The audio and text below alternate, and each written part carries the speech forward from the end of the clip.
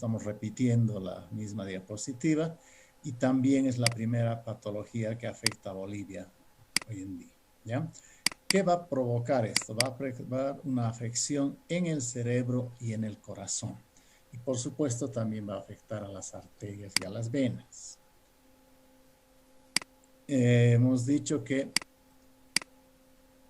este problema es la enfermedad más frecuente que afecta al sistema nervioso. ¿Ya? Estamos repitiendo lo que dijimos ayer, son 2.200 casos por cada 100.000 personas y tiene una mortalidad muy elevada, entre el 50 y el 60%. Habíamos dividido la clase de ayer que el accidente vasculoencefálico correspondía a la parte isquémica, o sea, a la falta de llegada de sangre en un 80% de los casos, y a la parte hemorrágica en un 20%. Ayer analizamos la parte isquémica de lo que era el TIA, de lo que era la trombosis, de lo que era la embolia, y ahora nos vamos a dedicar a ver con más detenimiento lo que es el accidente vasculoencefálico de tipo hemorrágico, que cubre a un 20% restante.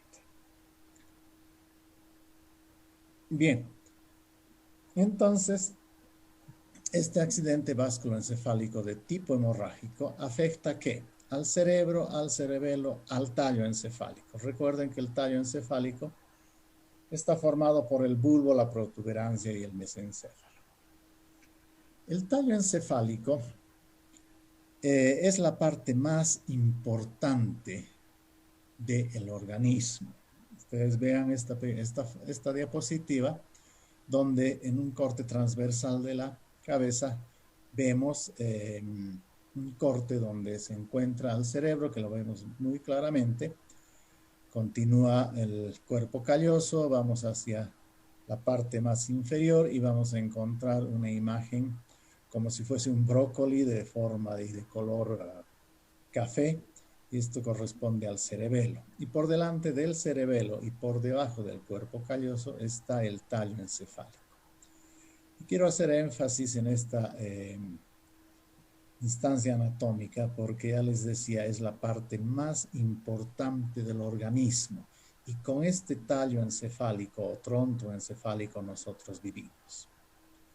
Aquí empieza la vida. Si ustedes recuerdan, cuando se produce la concepción, la unión de dos células y empiezan a dividirse estas células, se multiplican por 2, por 4, por 100, por 1000 y llegan a formar lo que se llama el disco embrionario, que es un pequeño disco, un disco lleno de células, que es el origen del embrión. Entonces, este disco embrionario, más o menos a los 30, 40 días, se cierra, se dobla sobre su propio eje y produce un tubo. Ya el disco se lo dobla en dos y se forma un tubo. Ese tubo se llama tubo neural. Y ahí empieza la vida. Ese tubo neural es el tronco encefálico, que es lo que ustedes están viendo en esta radiografía de una imagen más abultada arriba, continúa menos abultada abajo y hacia la parte más inferior encontramos ya la médula. Entonces, ese tubo neural es el que se va a volver el tronco encefálico. Y a partir de aquí, de ese tiempo de 40 días, ya este tubo neural se convierte en la parte más clave del ser humano. Y ahí empieza a nacer una serie de órdenes y de crecimientos que tiene el tubo neural. Hacia arriba va a dar lugar al mesencéfalo, al cerebro, al cerebelo. Y hacia abajo va a continuar con la médula y las raíces. Entonces ustedes tienen que recordar que esta es la parte más importante. Aquí nace la vida y aquí termina la vida. Cuando el tallo encefálico deja de funcionar, la persona fallece. Puede estar en un caso de un coma vegetativo. En esa situación del coma vegetativo, el bulbo y la protuberancia, que es lo que dan forma al tallo encefálico, están funcionando, tienen todavía vida. Y de aquí mandan las órdenes al corazón para que siga latiendo, al pulmón para que siga ventilando. Entonces, esta es la parte más importante del organismo. Cuando deja de funcionar el tallo, o cuando el tallo se daña, por supuesto, ya la situación es caótica y el paciente fallece. Entonces, esto un poquito para recordar lo que es esta anatomía. Entonces, dijimos que el accidente vasculoencefálico de tipo hemorrágico podía dañar al cerebro y al tallo encefálico, que está formado por el bulbo, la protuberancia y el mesencéfalo yendo de abajo hacia arriba. El bulbo se continúa hacia abajo con la médula oblongata, que es la médula en sí. Bien, entonces nos vamos a referir expresamente ahora a lo que es la hemorragia intracerebral. El accidente vasculoencefálico, está descrito acá, puede afectar a cualquiera de estas partes, pero lo más frecuente es que afecte al cerebro, o la mayor parte de las lesiones se produzcan en el cerebro porque anatómicamente es la parte más grande. El cerebelo es mucho más pequeño y el tallo encefálico muchísimo más. El tallo encefálico tiene unas medidas de 7 centímetros de alto por unos 2 o 3 de ancho. Entonces es una cosa pequeña, es más o menos como un marcador para la pizarra, ¿ya? Pero vuelvo a insistir que esta es la parte más importante. Entonces, un accidente vasculoencefálico de tipo hemorrágico va a afectar a cualquiera de estas instancias. Es fácil entender que una hemorragia en el tallo, en el bulbo, en la protuberancia, es prácticamente letal. Ocurre mucho menos en el cerebro, la lesión, y en el cerebelo. Estas dos entidades podrían tolerar un poco más una hemorragia. El cerebro puede tolerar una hemorragia grande del tamaño de un durazno, tranquilamente el cerebro se acondiciona y tolera. El cerebelo mucho menos, y el tallo encefálico no tolera una hemorragia del tamaño de una arveja. Entonces, fíjense o tomen en cuenta lo importante que es este tallo para la vida. Y una hemorragia en cada instancia es mucho más problemática. Y lo que vamos a hacer ahora es limitarnos más concretamente a la hemorragia intracerebral. Bien, entonces, ¿qué es la hemorragia intracerebral? Es la aparición de un sangrado en el cerebro que ocurre en forma súbita y espontánea, por eso se llama accidente de tipo vascular, sin que tenga que haber un antecedente de haber sufrido un golpe en la cabeza. ¿Ya? Entonces, porque sabemos que un golpe en la cabeza, por supuesto que va a producir una lesión hemorrágica. Pero acá no, es la aparición de un sangrado dentro del cerebro que ocurre en forma súbita y espontánea, sin tener que haber sufrido un traumatismo. Bien, como habíamos analizado ayer, también hay factores de riesgo que pueden ser determinantes en esto. Habíamos visto que hay factores propios y ajenos, como habíamos analizado ayer, siendo los propios la edad, el sexo, la raza, y los factores que tienen que ver mucho, por supuesto, ¿no? La edad es muy determinante para tener un tipo de estos problemas hemorrágicos.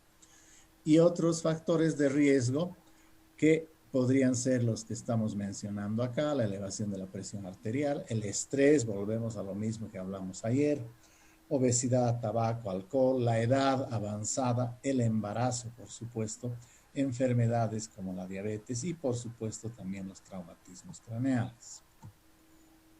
Bien, y dentro de estos factores de riesgo hay factores que son determinantes, y quisiera hacer hincapié acá porque estos factores que son determinantes podrían ayudarnos a que el paciente no tenga este tipo de problemas si los podemos controlar o evitar. Vemos acá un factor determinante, es la hipertensión arterial. Cuando aumenta la presión arterial, por supuesto que las arterias son más lábiles y pueden romperse por la elevación de esta presión arterial, que puede estar dado por varios problemas como ser la diabetes, la obesidad y algún otro tipo de situaciones. Lo mismo que analizamos ayer, el estrés. El estrés es un factor muy determinante que una situación de estrés muy aguda o repentina puede lograr que la presión arterial suba y el paciente tenga un sangrado en la cabeza. Lo mismo, ya habíamos analizado ayer, la dieta. Dijimos que la dieta la teníamos muy mal balanceada hoy en día. Tenemos un gran consumo de hidratos de carbono, de azúcares, de grasas, y eso hace que aumente el peso corporal, que lleguemos a sobrepeso, la obesidad mórbida. Y recuerden que habíamos dicho que la obesidad, que es un factor muy importante en esta patología, estaba dada por la mala dieta y costumbres. El exceso de alimentación es, por supuesto, que nos va a llevar a que podamos engordar. Acá también es importante mencionar el sedentarismo. Si nosotros no practicamos alguna actividad física, que simplemente estamos todo el día viendo la televisión, por supuesto que hay mayor acúmulo de grasas en todo el sistema vascular y daño en el corazón, en el cerebro, en el hígado, etc. Lo mismo, hicimos bastante hincapié ayer en lo relacionado al consumo de alcohol y al tabaquismo. Entonces, estos 6 factores que acabamos de mostrar son determinantes para esta patología de la hemorragia intracerebral o intraencefálica. Muy bien. Entonces, ¿qué tipos de hemorragias intracerebrales tenemos? Hay 3 clases, que es la que se está mencionando acá. La hemorragia subaracnoidea, la intraparenquimatosa y la intraventricular. Como factor determinante al inicio de esta clase les había mencionado que había factores de riesgo o factores propios y ajenos. Entre esos habíamos mencionado el factor edad, que nosotros no podemos cambiar la edad cronológica. ¿Ya? Por conveniencia nos podemos volver mayores o menores, pero la edad cronológica siempre va a ser la misma.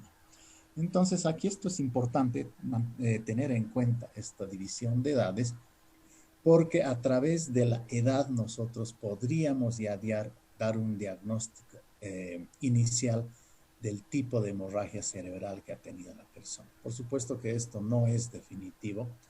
Cualquier persona de cualquier edad puede tener cualquiera de estos problemas. Pero lo más habitual está, como la hemorragia subaracnoidea, entre los 40 y 60 años, la intraparenquimatosa 60-80 y la intraventricular en la edad infantil. Muy bien. La hemorragia subaracnoidea, que es la que se da en la edad de 40-60, ¿por qué se da más acá? Es lo mismo que hemos visto ayer en los problemas de isquemia. Dijimos que mayormente las isquemias por embolia o por hostía o las trombosis podían darse más en la edad media. Acá también. ¿Por qué más en la edad media? Porque es la época entre los 30, 60 años que el individuo está en plena actividad física e intelectual. Y por supuesto está más sometido a situaciones de estrés, porque tiene que trabajar, porque tiene responsabilidades económicas, tiene problemas emocionales, tiene problemas psicológicos. Entonces esto lo hace más proclive a que pueda tener problemas de estrés, de hipertensión arterial, muchas preocupaciones que nos van a causar esto.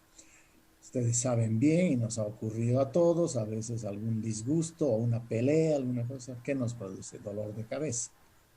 Y eso es una manifestación a nivel central.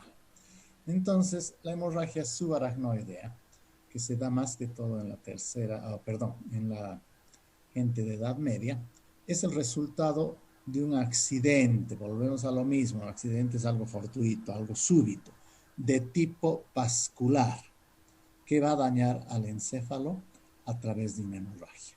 Y esta hemorragia se va a producir ¿dónde? ¿Dónde se va a colocar ese coágulo, ese hematoma? En el espacio subaracnoideo. Por eso se llama hemorragia subaracnoidea.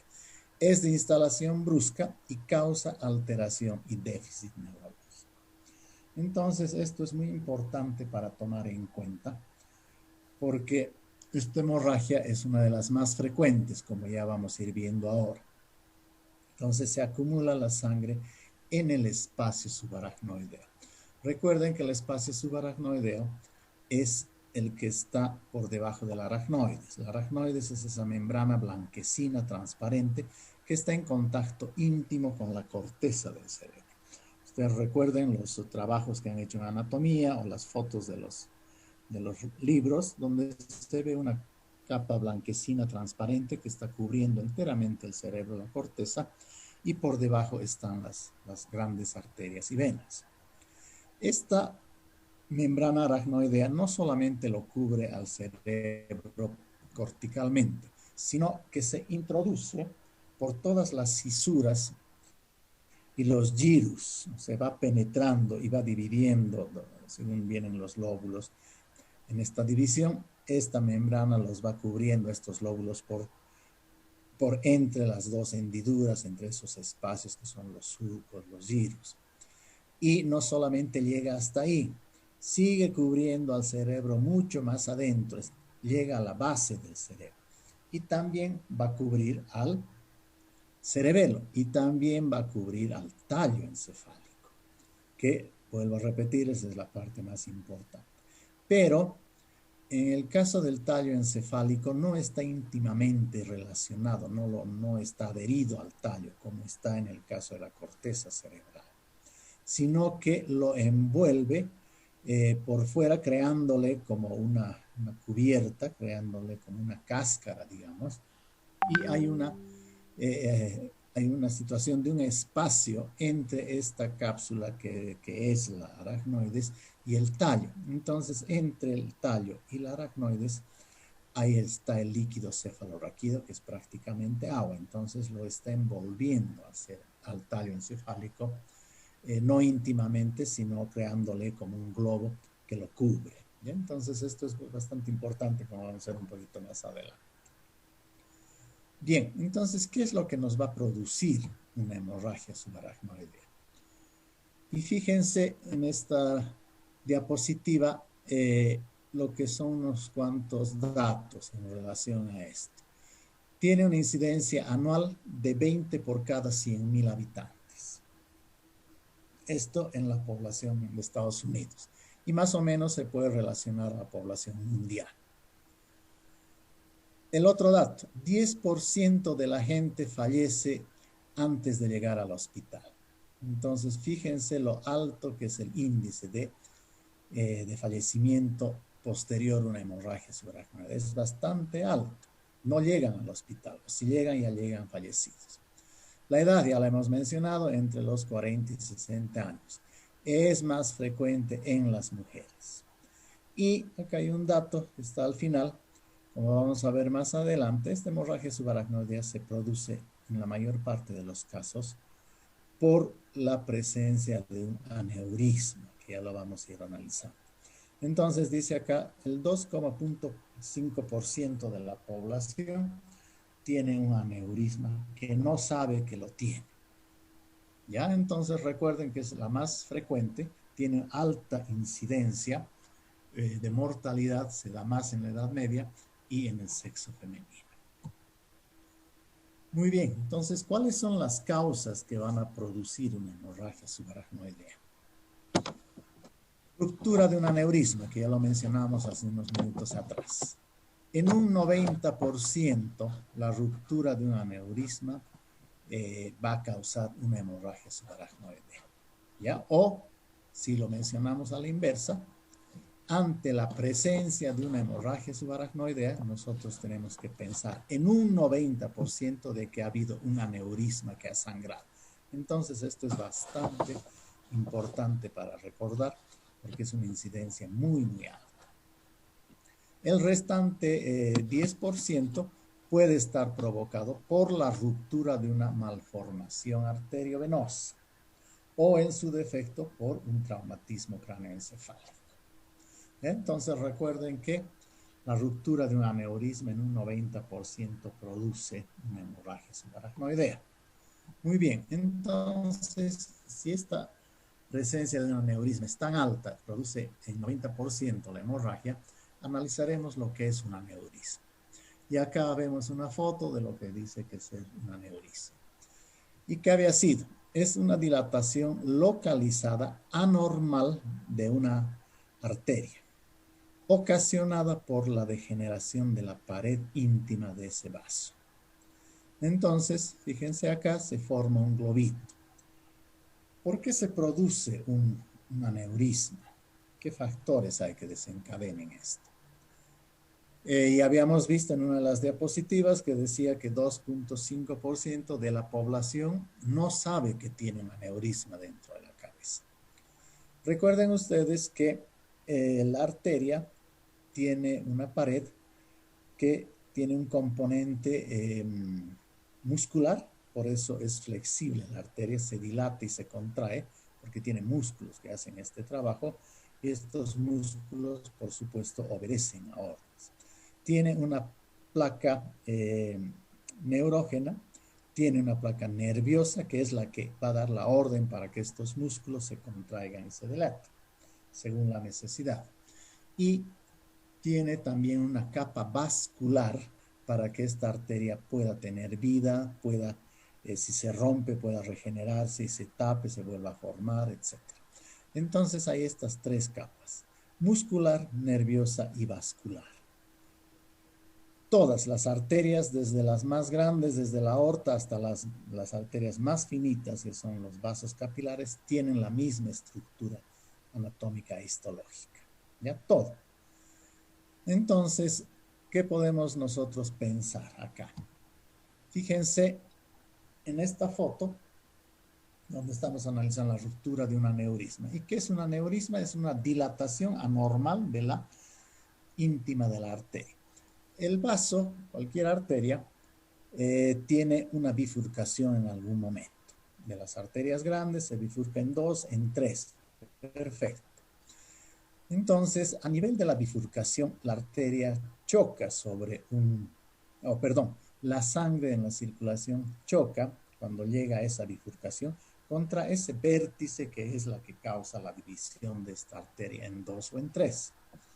Entonces, esta sangre que va latiendo entra a la división, pero para dividirse tiene que chocar contra una división, contra una pared, digamos, entre ese vértice, y se divide en dos. Entonces, nosotros tenemos un choque de sangre de unas 100, 120 o 90 veces por minuto, que es el latido que tenemos, ¿no? Entonces, esa sangre choca contra esta pared, que eso tiene, dijimos, músculo, tiene una capa nerviosa y una capa vascular. Entonces, tantas veces choca contra esta división, esa bifurcación, ese vértice, que lo llega a debilitar al componente muscular. Entonces, el músculo en esa zona se hace un poco más relajado, se empieza a distender y la sangre sigue entrando 100 veces por minuto. Todo el tiempo entra y choca y choca y choca. Entonces, esa pared muscular se hace más laxa, más débil y se va dilatando conforme ocurre el choque de la sangre 100 veces por minuto. Y lo va a alterar a este componente muscular y se crea un globito, que es lo que ustedes están viendo en la figura de la izquierda. Ese globito, que es de pared arterial más delgada, por eso se ha ido dilatando, es lo que se denomina un aneurisma, una dilatación anormal de la íntima de la arteria. Entonces, ¿qué va a pasar? La sangre va a llegar a este lugar, se va a dividir en dos, a derecha e izquierda, como siempre era naturalmente, pero también va a entrar a ese saco, va a entrar a ese globo, que ese es el aneurisma. Entonces la sangre va a continuar entrando ahí y ¿qué va a pasar? Va a seguir empujando y dilatando esa pared ya distendida, debilitada, y el aneurisma va a seguir creciendo y creciendo, como lo vemos acá. Eso es lo que pasa. Ahora, todos tenemos millones de divisiones, de bifurcaciones, pero han visto que no toda la gente tiene aneurismas y no sabemos cuándo tenemos un aneurisma. Tienen que haber factores especiales para que una persona pueda desarrollar un aneurisma. Los más importantes son los familiares, los genéticos y hereditarios. Son los más importantes, los que dan más incidencia en cuanto a la formación de un aneurisma. Pueden haber golpes. Los golpes pueden provocar un traumatismo en una arteria, puede provocar una laceración de la íntima sin que se rompa la arteria, pero se lacera, disminuye un poquito el espesor de la arteria y puede dar lugar a que se forme. Y tienen que haber también otro tipo de factores individuales predisponentes, como habíamos dicho, la edad, el sexo, etc. Entonces, estos aneurismas, como ustedes pueden ver en la foto de la derecha, se localizan en cualquier lugar del árbol vascular, del polígono de Willis, que es lo que ustedes están viendo. Y los aneurismas se localizan en las bifurcaciones. Y eso es lo que nosotros vemos en este árbol vascular. En cualquier lugar se forma un aneurisma que haya una bifurcación. Bien, la incidencia de los aneurismas en la población general es más o menos del 7%. Entonces quiere decir que 7 personas de cada 100 tienen un aneurisma o van a tener, por los factores que hemos analizado, son más propensos a eso, y es no más elevado tener el 7%. Puede haber uno o más aneurismas, no solamente es uno el que se forma. Bien, entonces, eso es lo que habíamos visto en la parte del aneurisma, por qué se producía, dónde se localizaba, etc.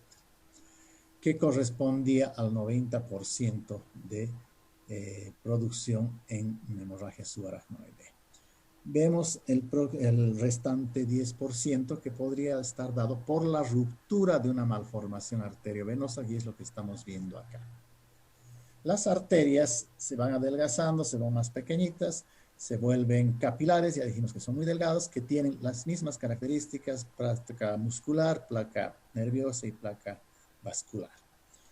Pero a nivel de los capilares, por alguna razón, por alguna anomalía, alguna alteración vascular, estos capilares que son finísimos, que ya no los vemos, empiezan a engrosarse y a crecer y se vuelven unas arterias gigantes, ya no son capilares, ya son arterias a vasos gruesos. Y es lo que ustedes están viendo en la foto de la derecha. Lo que está en rojo son las arterias que se vuelven unos vasos gruesos, grandes, gordos, anómalos, por supuesto. Y estos vasos se continúan con las venas que lo que deberían ser vénulas, continuación de los capilares, pero que ya está todo alterado, se continúan con unas venas tortuosas, como se las ve acá, gigantes, gruesas. ¿Ya? Entonces a esto nosotros denominamos malformación arteriovenosa, es lo que vemos. Hay situaciones también de origen genético, familiar, hereditario, que pueden llevar a esta formación arteriovenosa. O si no, situaciones en las cuales la persona haya nacido con algunas otras deficiencias o con algunos otros problemas, como ser agenesia de riñón o algunas otras malformaciones donde ya hay varios tipos de patología durante la gestación que se produce, ¿ya? Entonces nos van a originar una malformación arteriovenosa y lo que nosotros vemos en la foto de la izquierda, cómo se localizan estas alteraciones. ¿Y dónde están más localizadas? Es en el parénquima, dentro del cerebro, o sea, en corteza o más profundamente, o en el cerebelo. No encontramos malformaciones, o es muy, muy raro encontrar a nivel del tallo, ¿ya? Entonces, esta es la otra parte, y por supuesto habíamos mencionado también que en un porcentaje la hemorragia subaracnoidea podría ser producida por un traumatismo craneal, que eso ya es otra entidad. Muy bien, entonces, ¿qué clínica? ¿Cómo se va a presentar una hemorragia subaracnoidea? Y acá yo quisiera que tomen muy en cuenta lo que dice la línea roja de arriba. Cefalea intensa de inicio súbito. Entonces, así debuta una hemorragia subaracnoidea. Y este concepto, yo quisiera que ustedes ya lo tengan para toda su vida, independientemente de la especialidad que vayan a hacer. ¿Y cuál es? La aparición de una cefalea súbita, esté haciendo lo que esté haciendo el individuo, implica que ha sangrado el cerebro. Ese es el concepto que ustedes tienen que grabar para toda su vida. Por supuesto que puede haber otra causa, pero de inicio ustedes tienen que pensar que la aparición de una cefalea súbita, por supuesto sin que haya un traumatismo craneal. Entonces inmediatamente piensan que ha sangrado el cerebro. Y ese primer diagnóstico que lo van a dar por teléfono, porque les contó el paciente o el familiar o lo que fuese, es de suma importancia y ustedes ya tienen que actuar inmediatamente como una emergencia neuroquirúrgica, porque aquí la vida está pendiente de unos segundos. ¿Ya? Entonces, vuelvo a recargarles, si pueden remarcar esto con algún marcador, algo, la aparición de una cefalea de tipo muy intenso y en forma súbita, quiere decir que sangró el cerebro, sea por una hemorragia subaracnoidea, una ventricular o una parenquimatosa. Muy bien, esa sangre que ha salido, que ha sangrado, o perdón, que ha dañado al cerebro, por supuesto que nos va a producir alteraciones neurológicas. Alteración de la conciencia, ahí vemos eso. Se va a elevar la presión, o ya habrá estado la presión elevada, por eso se ha roto el aneurisma de la arteria. Aparece un déficit neurológico, alteraciones respiratorias. Ya el sangrado produce un edema del cerebro y también un síndrome de hipertensión intracraneal. También aparece la rigidez de nuca, alteración en el control de esfínteres. El paciente puede llegar a la muerte. ¿Ya? Entonces, esto es una cuestión, es una urgencia y hay que tratar de actuar lo más rápido posible. Fíjense de lo que es una cefalea, que sería lo más bajo, el paciente puede llegar a la muerte. Muy bien, entonces analicemos un poquito esto, que es lo que les dije y les vuelvo a recalcar. La aparición súbita de una cefalea indica que sangró el cerebro, cualquiera de los sangrados. Entonces, ¿qué es lo que ocurre acá? La persona puede estar realizando cualquier actividad, puede estar estudiando, puede estar jugando fútbol, puede estar comiendo, inclusive puede estar durmiendo, hacer algún esfuerzo físico o no, y si aparece esa hemorragia, perdón, esa cefalea súbita, indica que sangró el cerebro. Y nosotros lamentablemente no sabemos que tenemos un aneurisma. El aneurisma se manifiesta cuando se rompe y aparece la hemorragia cerebral. Muy bien. Entonces, en el caso de los aneurismas, que es lo más grave y es lo más importante para recordar, dijimos que ocurría en la Edad Media, ocurría más en el sexo femenino y la persona podía estar haciendo cualquier actividad. ¿Y por qué se va a romper un aneurisma que nos va a dar esta clínica que estamos viendo acá? Imaginen ustedes que todos lo hemos vivido y ustedes también, por supuesto, que tenemos un globito de carnaval. Todos lo conocemos. El globito es hecho de látex y si uno quiere inflarlo es muy fuerte, es muy duro, a veces ni se lo puede inflar. Pero ¿para qué sirve el globito? Para llenarlo de agua. Entonces colocamos, para que ocurra esto, el globito en un grifo y abrimos el grifo. Entonces, ¿qué pasa? Entra el agua hacia el globito y el globito empieza a distenderse por la presión del agua. Eso lo hemos visto todos. Y el globo empieza a distender, ese látex se vuelve más delgado, empieza a crecer y nosotros vemos inclusive cómo está circulando el agua ahí adentro. Eso es lo que pasa en un aneurisma. Así funciona el aneurisma. Pero en vez de que entre agua, entra sangre. Y entra sangre permanentemente. Entonces, ¿qué va a pasar con ese globo si lo seguimos sosteniendo en el grifo y que entre agua? Se rompe, en algún momento se rompe porque ya no puede contener eso. ¿Y qué pasa ahí? Nos bañamos completamente.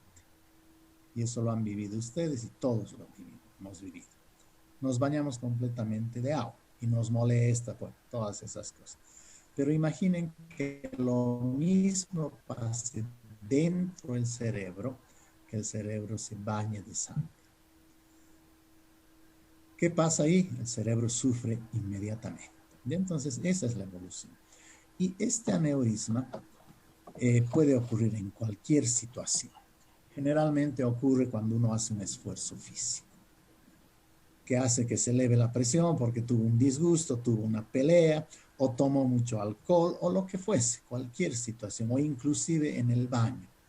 Cuando uno está defecando, hace mucho esfuerzo porque hay un poco de constipación, y no es raro que el aneurisma reviente con la persona que estaba en el baño. Y es bastante frecuente, eso les diré, y muchos pacientes fallecen ahí mismo. ¿Ya? Entonces esto es para tomar en cuenta que puede venir en cualquier momento. Y habíamos dicho que no nos damos cuenta, no sabemos cuándo tenemos un aneurisma.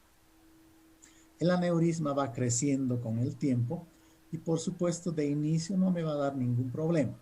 Pero si es un aneurisma que crece y se vuelve gigante, llamamos gigante a los aneurismas que tienen 2 o 3 centímetros de diámetro, recuerden, es más o menos como un ciruelo tener dentro de la cabeza, y por supuesto eso ya actúa como si fuese un tumor, una pelota, ya me produce cefalea, ya me produce náuseas, una serie de cosas. Y dependiendo de dónde esté el aneurisma, por supuesto que va a dar un déficit neurológico, dependiendo qué estructuras puede ir comprimiendo. El aneurisma se localiza en la bifurcación, dijimos, y mayormente está en la circulación anterior, o sea, está a nivel de las carótidas, de las cerebrales medias, cerebrales anteriores. En un 85% se localiza en la circulación anterior y en el 15% restante se localiza en la circulación posterior, que vendría a ser la arteria basilar y las vertebrales. Entonces no nos damos cuenta, pero si este aneurisma está creciendo en la bifurcación de la carótida intracerebral, entonces puede comprimir alguno de los pares craneales que están cerca a esto. El más frecuente es el óptico, porque está justo al lado corriendo la arteria y el nervio, o en su defecto el tercer par. Si el problema es que me está comprimiendo el nervio óptico, por supuesto que es fácil imaginar que voy a tener alteración de la visión. Si me comprime el tercer par, me va a dar una parálisis del motor ocular externo o motor ocular común, dependiendo. Entonces ahí yo voy a tener, ¿qué cosa? Cefalea. Perfecto. Voy a tener, como hay parálisis del nervio motor ocular, voy a tener desviación del ojo hacia afuera o hacia adentro y me va a dar una diplopía. Entonces ahí yo ya tengo que sospechar que podría haber la presencia de una serie de cosas. Por supuesto que es un diagnóstico más porque hay otras causas que van a producir lo mismo. Bien, y ya cuando estamos iniciando el examen clínico, que ayer dijimos cómo empezaba el examen clínico, con la anamnesis. Y aquí la anamnesis es muy, muy importante. Puede ser que el paciente nos cuente él mismo el problema que ha tenido o que tiene, pero en la mayor parte de los casos, si ha habido un sangrado, el paciente no está en situación para contestarnos las preguntas. Y acá va a valer mucho la ayuda de los familiares, de los vecinos o de quien lo atendió en primera instancia. Acá lo más importante que nos puede decir el paciente o el familiar o nosotros tenemos que indagar es que si hubo un dolor de cabeza súbito, que es lo que les he remarcado tantas veces. Si ha habido un dolor de cabeza súbito, el paciente estaba tejiendo, estaba haciendo cualquier cosa, entonces inmediatamente sospechamos que hay una hemorragia intracerebral, y lo más frecuente sería, por los porcentajes, pensar en una hemorragia subaracnoidea, dependiendo de la edad, dijimos, de edad media y persona sexo femenino, ya podemos tener un diagnóstico presuntivo. Vuelvo a recalcar que no tiene que haber antecedente de golpe. Ahora, ¿qué puede pasar? Que una persona ha tenido el sangrado, ha tenido la hemorragia subaracnoidea o la hemorragia intracerebral, y por esa hemorragia que lo ha llegado a desmayar inclusive al paciente, el paciente puede caer, por supuesto. Cae y se golpea la cabeza. Entonces podría aparecer una herida en la cabeza. cabeza, una equimosis, un corte. Pero acá el elemento más importante es si la cabeza dolió antes de caerse. ¿Ya? Y eso nos dirá el paciente, nos dirán los familiares. Muy bien, esos datos son muy importantes, saber si tiene presión arterial, si es obeso, bueno, todas las cosas que hemos analizado. Lo más importante acá es determinar el estado de conciencia, ver si el paciente está orientado en tiempo y espacio, controlar los signos vitales apenas el paciente ingrese a la sala, sea del consultorio o sea de emergencias.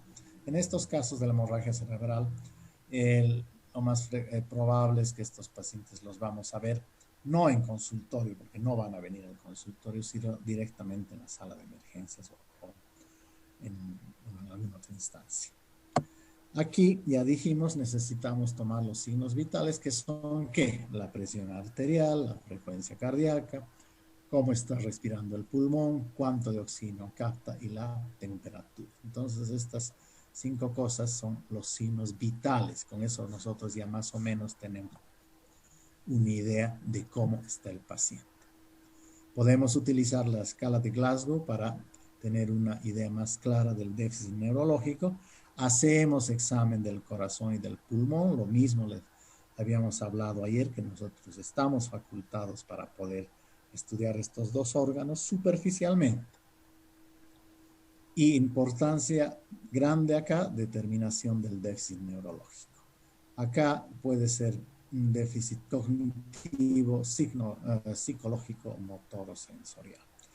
En estos casos, el paciente está con una cefalea muy intensa porque el cerebro empieza a dematizarse, hay una serie de cambios que son fundamentales y el paciente no puede tolerar la cefalea, es tan intensa que no la puede tolerar, no quiere contestar o no puede contestar, entonces su problema psicológico puede ser también muy, muy significativo.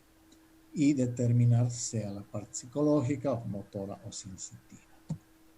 Muy bien, entonces analicemos lo que hemos estado viendo. La clínica, ¿qué va a ser? El dolor de cabeza va a empezar de esa forma. A veces el aneurisma nos produce una cefalea leve, sin mayor problema, porque no se ha roto.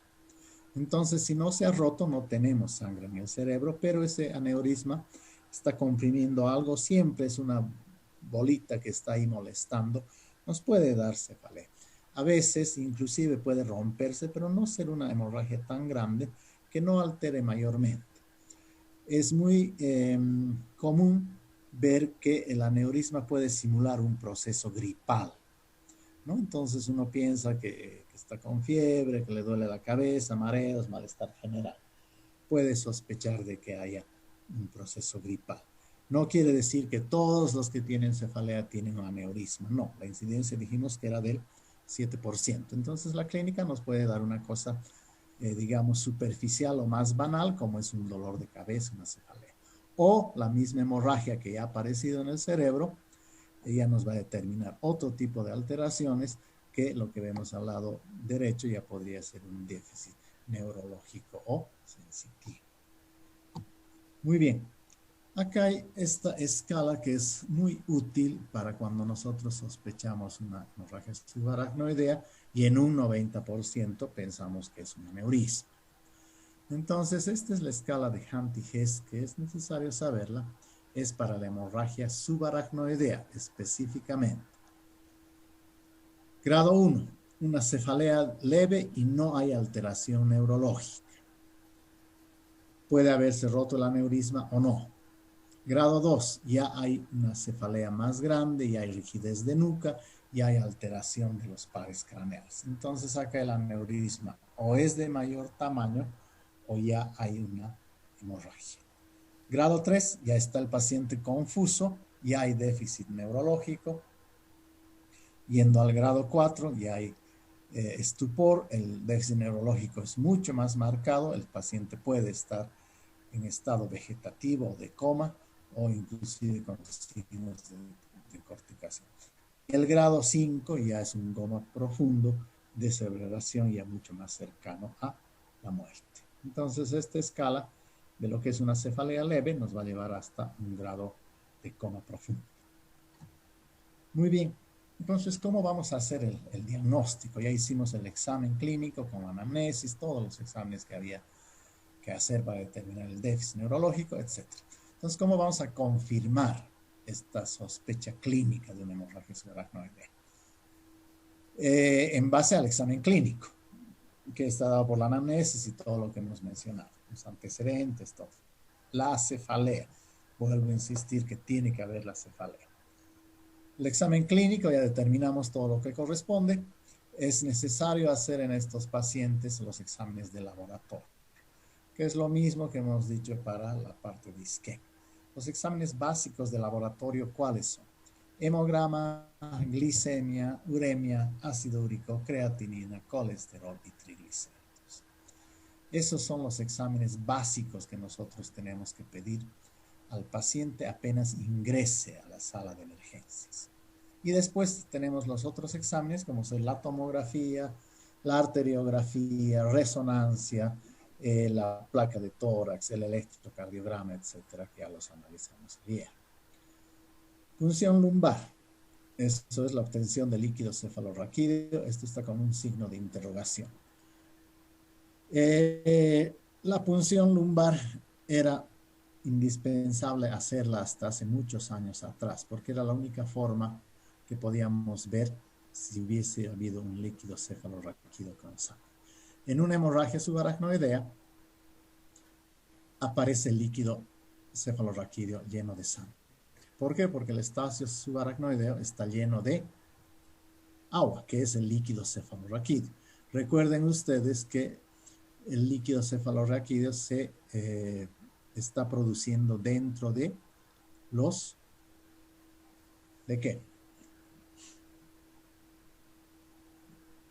De los ventrículos, ya que están llenos de agua, ahí se produce. Y estos ventrículos drenan ese líquido a través del tercer ventrículo, llega al cuarto ventrículo y después llega hasta la columna lumbar y desaparece el líquido. Entonces se produce arriba y desaparece abajo, permanentemente. Entonces, si hay una hemorragia subaracnoidea, por supuesto que es lógico pensar que ese líquido va a estar teñido. Hasta hace muchos años atrás, les decía, una punción lumbar nos permitía ver que ese líquido estaba con sangre. Entonces, ya era el diagnóstico. Hoy en día ya eso prácticamente ya no se hace porque ya está la tomografía o algunos otros medios de diagnóstico que son mucho más precisos, no son invasivos, que nos permiten tener un diagnóstico más rápido y preciso. Entonces, la punción lumbar la podemos dejar para situaciones donde nosotros no contemos con un tomógrafo. Digamos, pensemos que estemos en un lugar en el campo, lejos de los centros citadinos, entonces sospechamos, pero no tenemos la seguridad. Podríamos hacer una punción lumbar con todo el cuidado que se tiene, que se deba tener, con paciente en decúbito dorsal, no paciente sentado. Hacemos la punción lumbar, sacamos unas 2 o 3 gotitas del líquido que está saliendo con sangre y ya tenemos el resultado. Por supuesto que puede haber la situación de que nosotros al hacer la punción lumbar estemos dañando una arteria que está en la vecindad y que al pinchar la arteria, por supuesto, va a salir líquido con sangre. O va a salir sangre, no va a salir líquido con sangre, va a salir sangre que va a ser más espesa y más de color oscuro. En cambio, el líquido cefalorraquídeo con sangre es mucho más claro, ¿ya? Y es más, no es tan espeso como es la sangre. Entonces, esto es todo lo que tenemos que hacer para llegar a un diagnóstico más preciso. Muy bien, habíamos mencionado que la tomografía era lo más fácil y lo más rápido que se tenga que hacer. Inclusive nosotros lo que podemos hacer, si hemos visto a este paciente en la casa, inmediatamente llamamos la ambulancia o tomamos el taxi, lo que fuese, y llamamos a un centro médico o directamente una tomografía para hacer el examen y a tener la confirmación. Y de ahí a pasar a sala de emergencias o de emergencias a la inversa. Así es como vemos una tomografía de cráneo. Ustedes pueden ver esta radiografía acá, 6 fotos del cráneo. Lo más externo, círculo blanco, corresponde al hueso. y lo que está por dentro corresponde a el cerebro. Ustedes saben que en la tomografía está la parte de la hiperdensidad, que quiere decir más denso, e hipodensidad menos denso. Acá el punto cero es el agua, que el agua es isodenso. Ya ese es el color en la tomografía del agua, un color isodenso que es negro. Fíjense acá los ventrículos en las placas de abajo, de la derecha y la del medio, esas especies de cuernos o de H que se ve, ese es lo que corresponde a los ventrículos laterales, que tienen un color negro, que están llenos de líquido cefalorraquídeo, que es cero, que es agua. Entonces, mientras más espeso sea el líquido, vamos a denominar hiperdenso, quiere decir que hay más sangre, e hipodenso, que hay menos. Y en el caso de, bueno, no logramos ver acá, pero fíjense en la primera foto de la izquierda, de arriba. Van a ver el cerebro y hacia adelante ven unas 3 cavidades negras. Eso corresponde a las órbitas y a la nariz. La nariz tiene aire y los ojos también, las órbitas. Entonces tienen grasa y tienen aire. Y esto lo vemos de un color más negro que lo que sería el iso del agua. Ya por eso se lo llama hipodenso, isodenso el agua e hiperdenso lo que está más oscuro, más denso. Y vemos acá en la foto de la izquierda de arriba, en la parte central van a ver un círculo, un redondo, pequeño, dentro de todo el parénquima. Eso es el tallo encefálico, eso corresponde al bulbo. Seguimos subiendo y vamos a poder ver en la foto de al lado también otro círculo. Y si van a la foto de la derecha, van a ver ese círculo, pero no se lo nota muy claro, pero es un poquito más deforme, ya no es un círculo, eso corresponde a la protuberancia. Y por delante del tallo van a ver una mancha blanca, como si fuesen unos cuernos, con una cabeza, un rombo, una mancha blanca. Esa mancha blanca corresponde a una hemorragia subaracnoidea. Así vemos nosotros una hemorragia subaracnoidea en la tomografía. Y el tallo lo van a ver en la placa del medio, arriba, rodeado de unas líneas blancas. Ese es el sangrado que está rodeando al tallo, porque está en el espacio subaracnoideo. Bien, y la parte de las 3 fotos de abajo van a ver manchas blancas en el lado derecho de estas 3 placas, un poco hacia adelante, hacia arriba, que es como una J, digamos, ¿no? Una Y pareciera esa mancha blanca. Esa es la hemorragia subaracnoidea, pero esta está en la cisura de Silvio, no está dentro del parénquima. Fíjense que los ventrículos están libres, no están blancos, están negros. ¿Ya? Entonces esto es lo que corresponde a una hemorragia subaracnoidea en tomografía, que es el medio de estudio más fácil y más rápido de hacer y más preciso. Bien, acá tenemos otra escala que es bastante útil en relación a la tomografía. Y dice la cantidad de sangre que se encuentra en una tomografía. Grado 1, no se ve sangre. Entonces hay cefalea o ha habido un sangrado pequeño que no se ha manifestado. Grado 2, capas difusas de sangre. Grado 3, coágulo, y es una cosa ya más grande. Y grado 4, ya es el coágulo intracerebral o intraventricular. Entonces, a esta foto, ¿qué grado le daríamos? ¿Qué piensan ustedes? De esta graduación, ¿cómo sería esta foto o esta tomografía? ¿Qué grado sería? Quizás un grado 3. ¿Qué Parece dicen grado los 2, otros? doctor, por lo que está localizado. Bien, efectivamente es un grado 2, ¿ya? Entre 2 y 3. Grado 4 no, porque no hay otros coágulos. Grado 1 no, porque no se ve, o porque se ve sangre. Entonces estamos entre el 2 y el 3, más cercano al 2. Entonces esto es muy útil porque esta escala nos va a permitir dar un pronóstico en el paciente. Es fácil imaginar, mientras más grande el sangrado, por supuesto que el pronóstico va a ser peor. Eso es algo que lo podemos cumplir fácilmente. Bien. El otro examen que hacíamos era la angiotomografía, la arteriografía cerebral. Y esto lo podemos hacer inmediatamente, como hicimos en los estudios de ayer. Le hicimos la tomografía, vimos que había la lesión del infarto o de la hipodensidad. En cambio, acá inmediatamente hacemos el estudio, inyectamos un medio de contraste, lo mismo, y el aparato nos va a mostrar solamente el árbol vascular, que es lo que ustedes están viendo acá, una angiotomografía. Antes realizábamos las arteriografías. Era un método bastante bueno, pero muy cruento, porque había que, en primer lugar, anestesiar al paciente. Teníamos que hacer en la sala de radioscopía, inyectarle el medio de contraste con un catéter o directamente con una inyección en la carótida del cuello. O sea, era más traumático. En cambio, ahora no, la tomografía nos permite ver estas fotos y nos da un diagnóstico preciso inmediatamente. ¿Qué es lo que vemos acá? Las arterias cerebrales medias que van a los dos costados, pueden reconocer bien, que están llegando a la mancha blanca más espesa, que es lo que corresponde al hueso.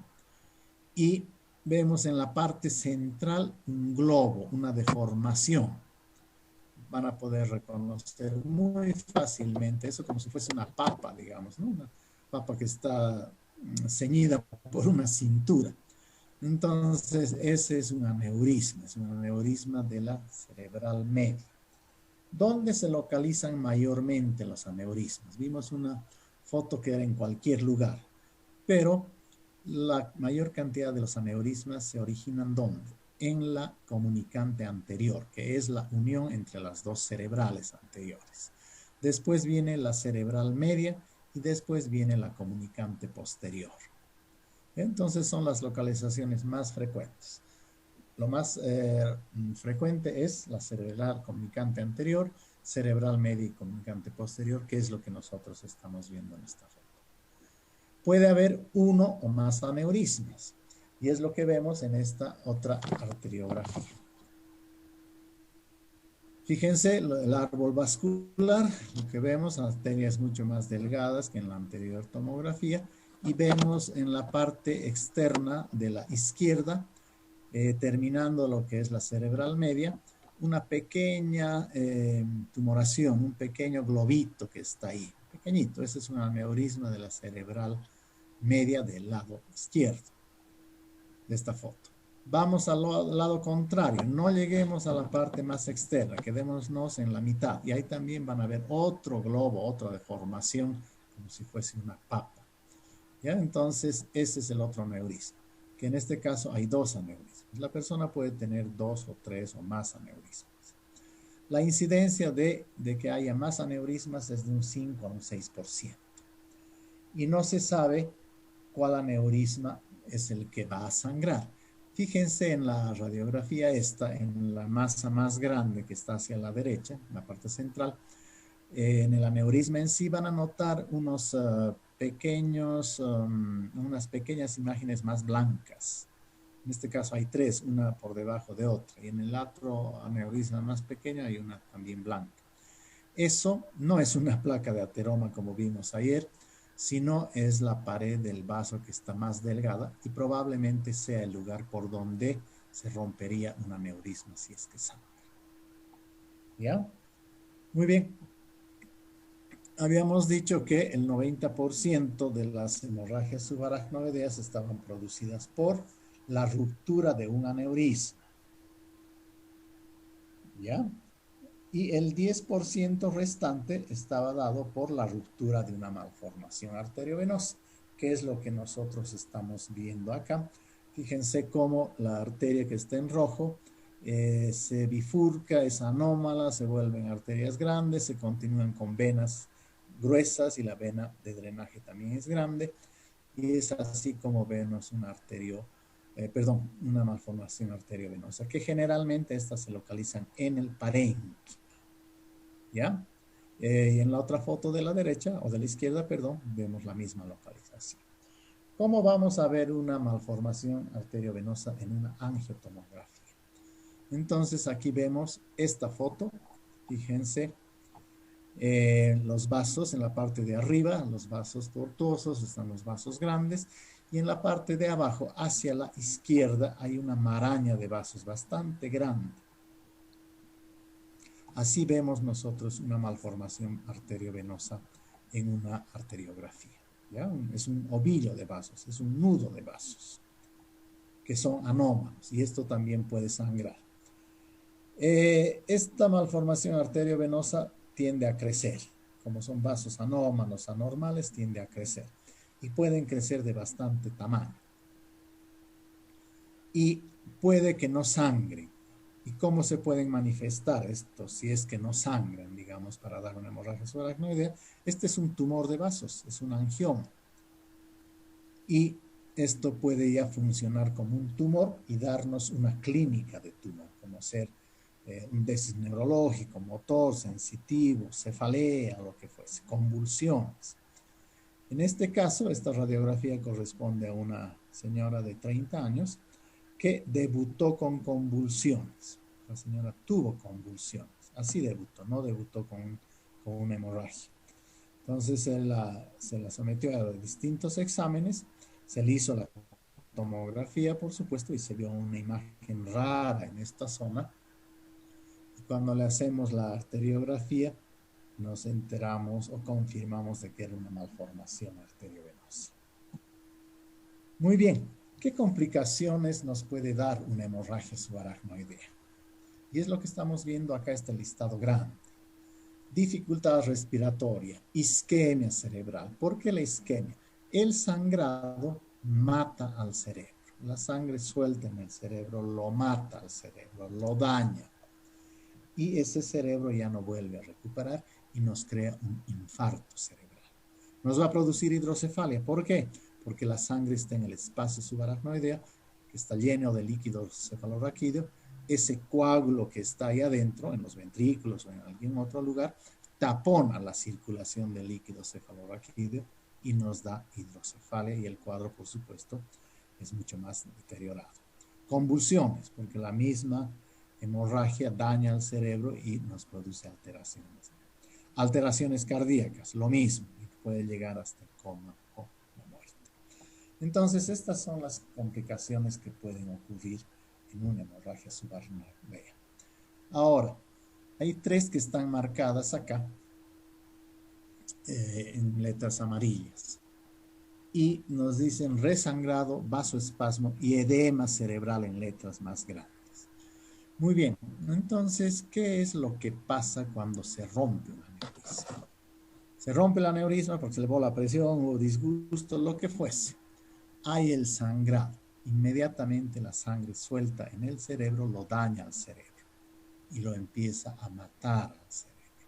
Pero el cerebro también reacciona de alguna forma. Entonces, ese sangrado, lo que ocurre después de ese sangrado es que la sangre por factores naturales inmediatamente se coagula, eso lo sabemos muy bien, no es que sigue saliendo la sangre como un grifo con agua abierta al globito que habíamos mencionado, no, se coagula la sangre inmediatamente y ese coágulo que se ha formado alrededor del aneurisma en toda esa zona tapa al aneurisma que estaba roto. Esa sangre le hace un tapón al aneurisma. Entonces el aneurisma ya se cierra y deja de sangrar sangre, deja de sangrar. Pero, ¿qué puede ocurrir? Que haya un resangrado, que es lo que estamos viendo en el primer punto. Eso es lo más trágico que puede ocurrir en esta patología, el resangrado. ¿Por qué puede ocurrir el resangrado? Porque no hemos controlado la presión, porque el insulto ha sido muy grande, el dolor es muy grande, ya no se puede tolerar, o la presión, que es lo más importante, continúa elevada, entonces vuelve a sangrar el aneurisma, resangrado. Y va a sangrar generalmente por el lugar por donde se rompió, porque esa brecha está abierta y está tapada por un coágulo. Entonces aumenta la presión, se destapa ese tapón que tenía el aneurisma y vuelve a sangrar. Y el resangrado ya es definitivo. Ya un resangrado ya no nos permite hacer nada por el paciente, porque ya la situación es muy crítica y la persona ya fallece. Entonces tenemos que evitar ya como tratamiento el resangrado. que no se eleve la presión y hay que controlar una serie de cosas para evitar que esto pase. El sangrado por lo general ocurre dentro de las primeras 24 horas. Entonces, en esas horas nosotros tenemos que controlar al paciente, estabilizar y evitar que suba la presión o hay algunas otras causas que podrían causar un resangrado.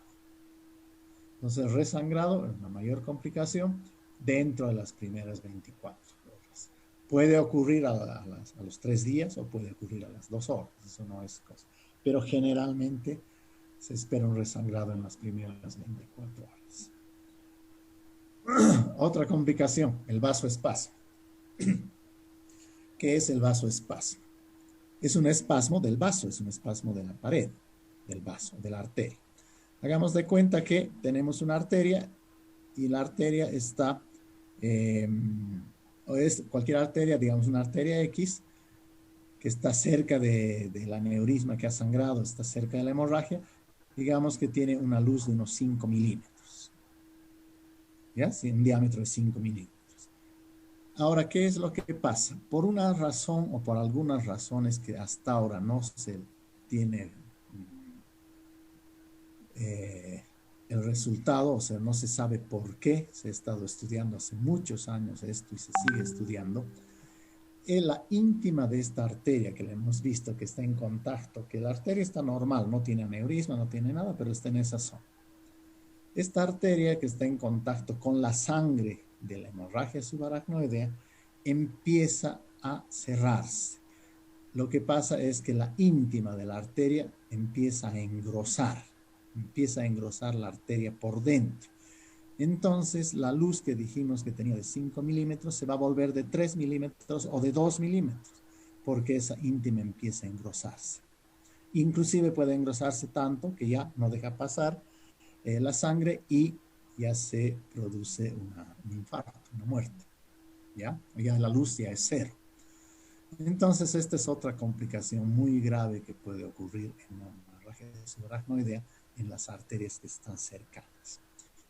¿Qué problema nos va a traer esto? Digamos que el paciente estaba nomás bien, que estaba con un Glasgow de 10, digamos, 10, 11. Pero empieza a deteriorarse, pero hemos visto que ya no ha sangrado, ya tiene todo controlado, la presión, sus líquidos, todo, pero empieza a deteriorarse el paciente.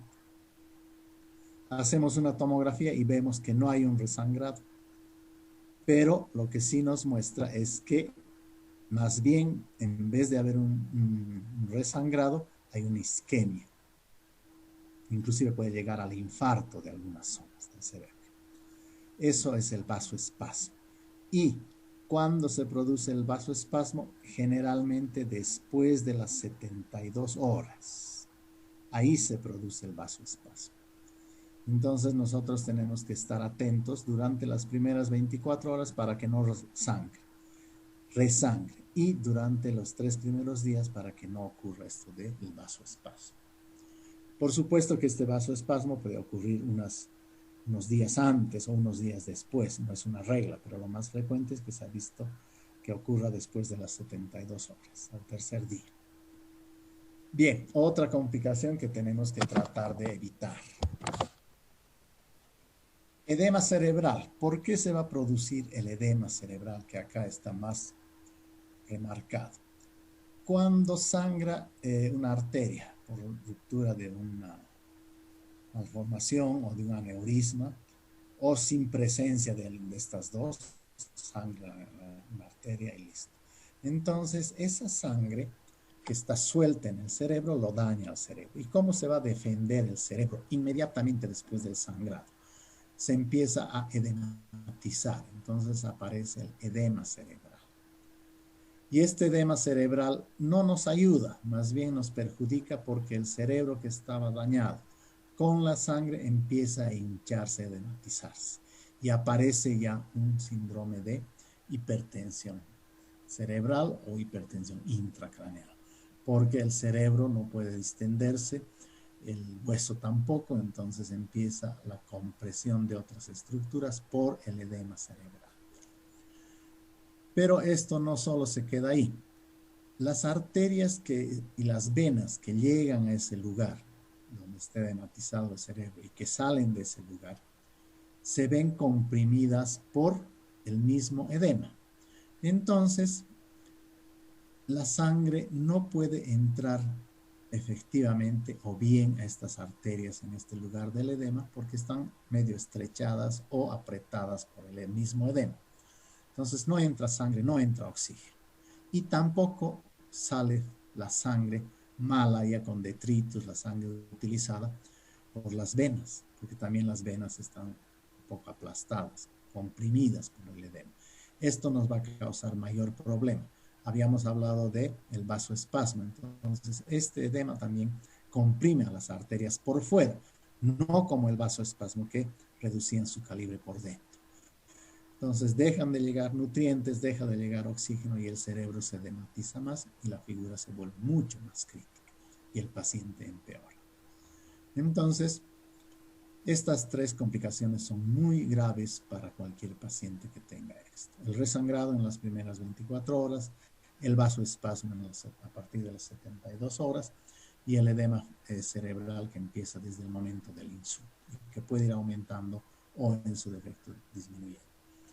Entonces nosotros para el tratamiento tenemos que tomar todo esto en cuenta y tratar de evitar estas complicaciones que están acá.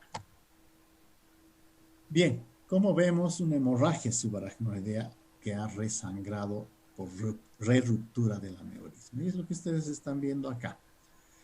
En el lado derecho un hematoma y en el lado izquierdo ese hematoma ha crecido e inclusive el hematoma ha invadido el ventrículo. Fíjense en la parte media de la foto hay una especie de una J invertida, una mancha blanca en J invertida, que es el coágulo que ya ha entrado al sistema ventricular. El mayor riesgo dijimos que eran las 24 primeras horas en el sangrado, en el resangrado, perdón. El vasoespasmo, que ya lo hemos explicado. ¿Qué dice acá? Afecta al 30%, o sea que ocurre en el 30% de las hemorragias subaracnoideas. Aparece a partir de las 72 horas. Hay un engrosamiento de la íntima del vaso, por supuesto no llega sangre buena, hay deterioro neurológico, dificultad respiratoria, isquemia e infarto cerebral porque ya no llega sangre. ¿Qué tenemos que hacer para determinar el infarto cerebral o para prevenir? Acá ya vemos una especie de tratamiento. Tomografía, nueva tomografía para ver si el cerebro se está infartando.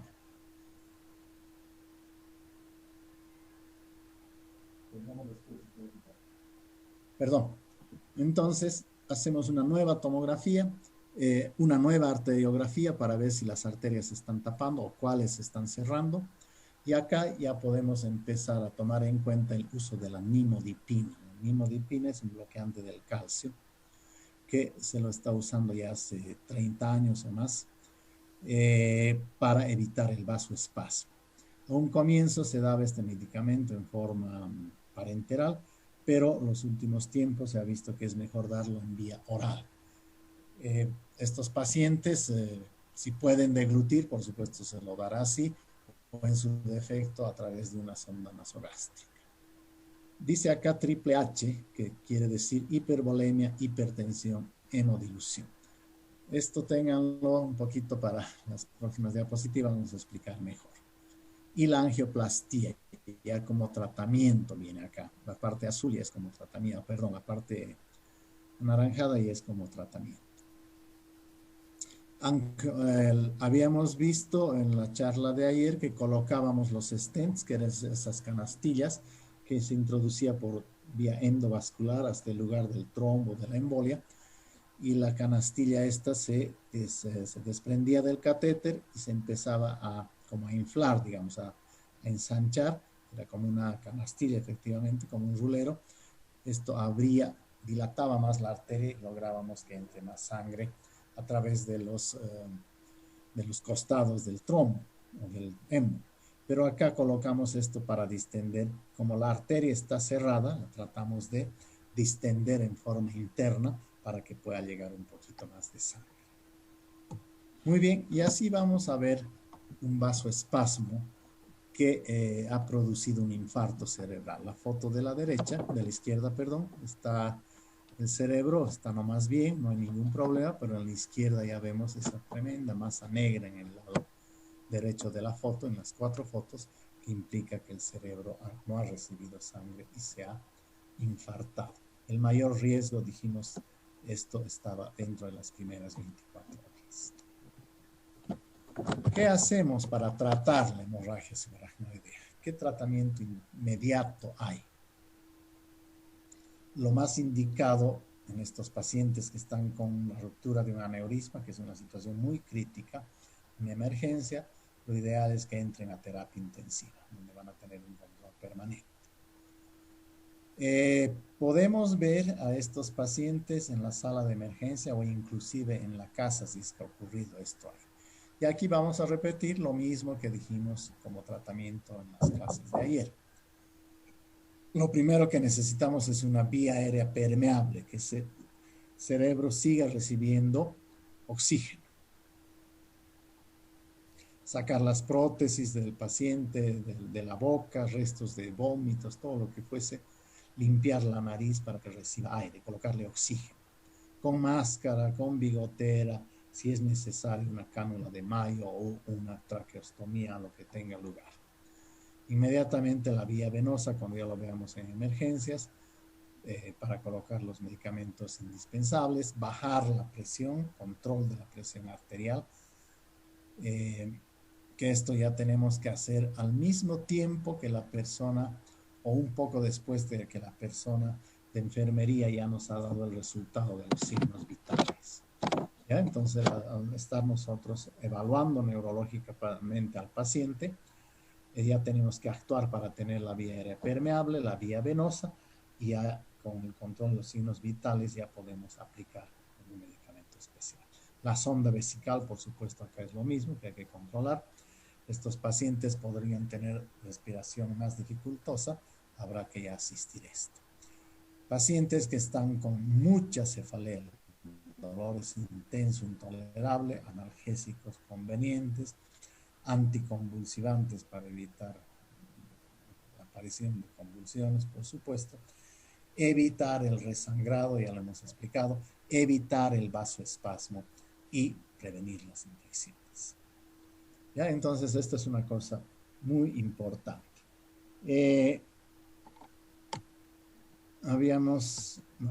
Espérense.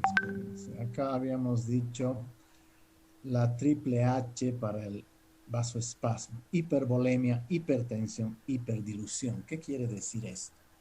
Para combatir ese vaso que está cerrándose por el vasoespasmo, ¿qué le vamos a dar? ¿Qué es una de las formas de evitar eso? Aparte de medicamentos como la dinoripina, etcétera.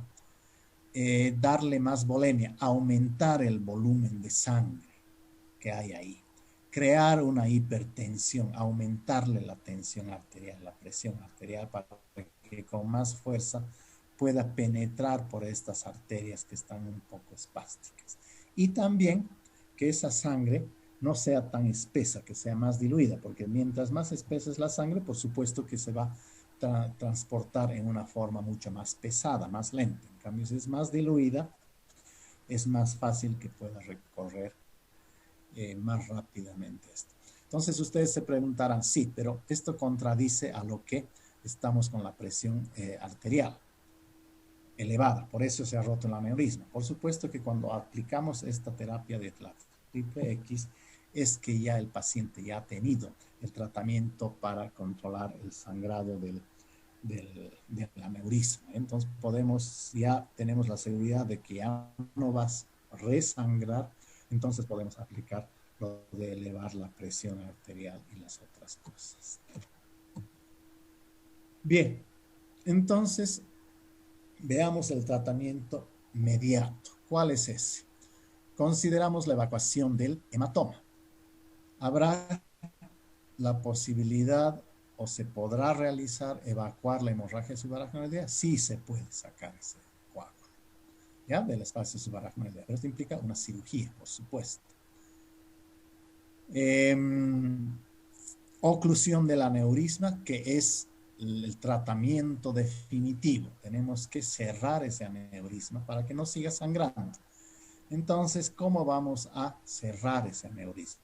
¿Qué dice acá? Colocación de clips, colocación de coils, colocación de stents, ¿ya? En relación al tratamiento del aneurisma. El aneurisma tiene que ser cerrado, tiene que ser ocluido, porque la presencia de un aneurisma en el cerebro, se haya roto o no, siempre se dice tradicionalmente es como tener una bomba de tiempo en el cerebro. Cualquier momento, digamos que no ha sangrado el aneurisma, o que ha sangrado y el paciente ha recuperado, no ha habido mayor problema, pero tiene el aneurisma. Hay que controlarlo periódicamente para ver que no crezca o para evitar que sangre, porque vuelve a sangrar ese aneurisma y directamente ya la figura es mucho más trágica.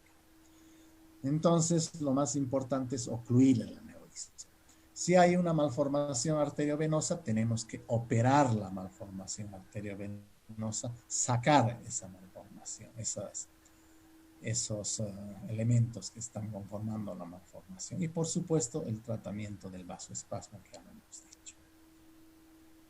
¿Cómo vamos a realizar una cirugía? La presencia de un aneurisma implica prácticamente que hay que operar. Se han hecho estudios últimamente y se ha visto que los aneurismas que tienen menos de 5 milímetros de tamaño, de diámetro, se los podría o se los debería observar. ¿Por qué? Esta cirugía de aneurismas es una cirugía muy grande, es muy delicada, es una de las más riesgosas que hay en toda la medicina, porque estamos entrando a la mitad del cerebro. No es lo mismo operar un aneurisma que operar una vesícula o una prótesis de cadera. Entonces, habíamos mencionado que había la colocación de clips. ¿Qué es un clip? Es lo que están viendo acá. Fíjense en las fotos de la izquierda, está el aneurisma roto con un sangrado, y en la arteriografía de la derecha pueden ver un globito que está más hacia la izquierda, una cosa redondita, lo van a reconocer. ¿Cómo hacemos esta cirugía de colocar un clip, un ganchito, que es lo que ustedes ven en la foto de abajo?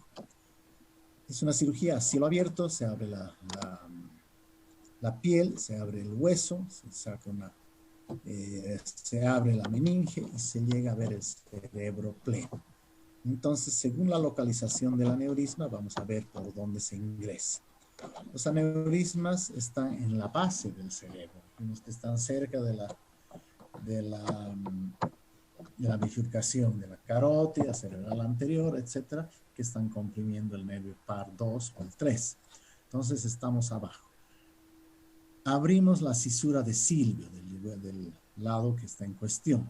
Separamos el lóbulo parietal del lóbulo frontal o del lóbulo temporal a través de la cisura de Silvio. Recuerden que les dije que la dura madre la aracnoides entra cubriendo estos